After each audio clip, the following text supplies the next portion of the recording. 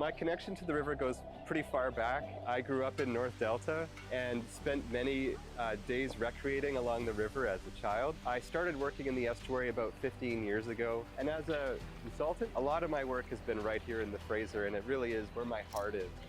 My crew and myself are going out with a beach seine, and we're looking at what fish are using different tidal marshes all over the estuary, some of which have been constructed in the past, some of which are just natural marshes, to look at how fish usage may differ between different marsh types.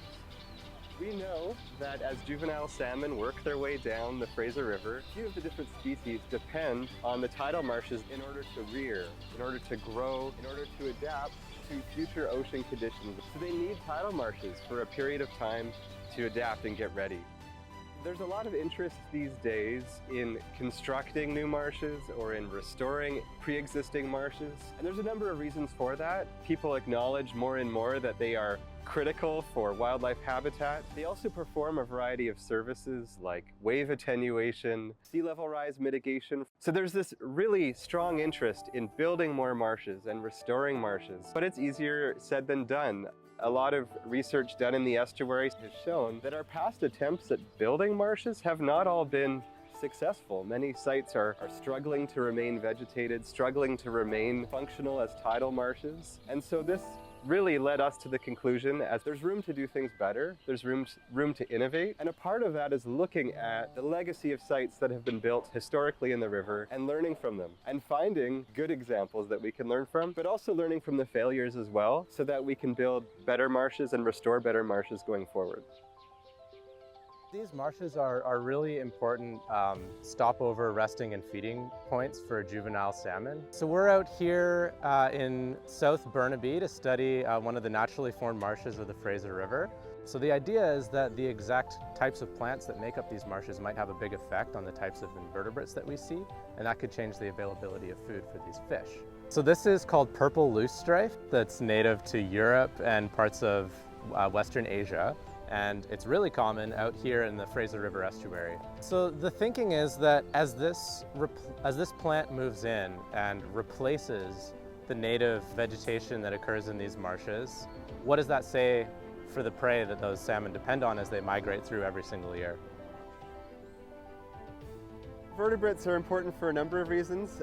They can be indicators of environmental health, but they're also an important part of this food web. Particularly for salmon. And so looking at prey availability for salmon is an important consideration.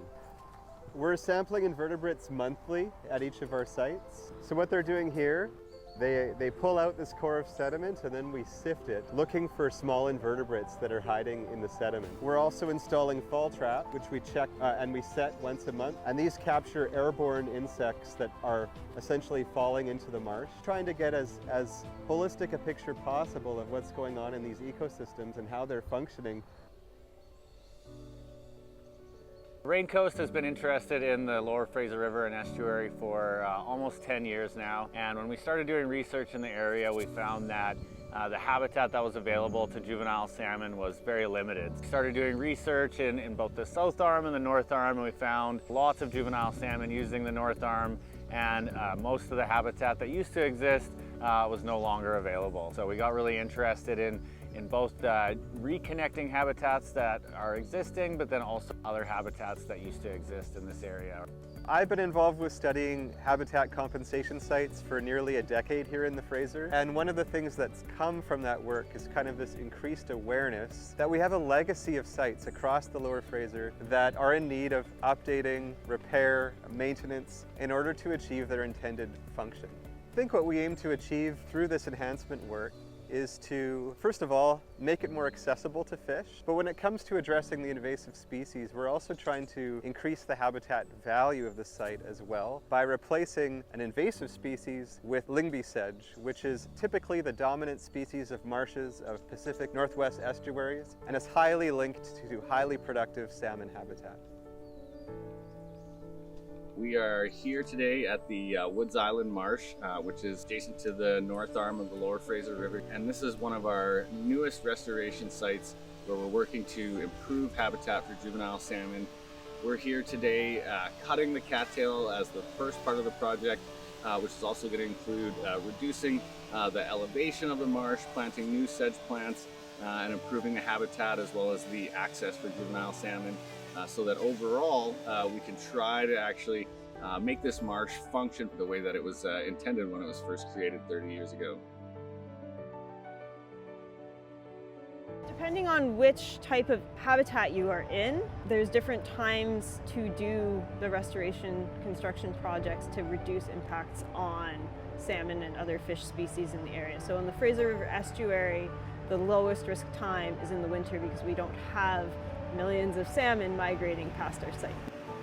Habitat restoration projects like marsh creation, like habitat connectivity projects, they're incredibly important for allowing these habitats to regenerate, creating opportunities for juvenile salmon and other species to use marsh habitats and grow and be ready to go out in the ocean. If these projects are successful and more of them are created and established throughout the Fraser Estuary, there will just be more habitat to support juvenile salmon at a key life history stage so that we can help to rebuild salmon populations throughout the Fraser River.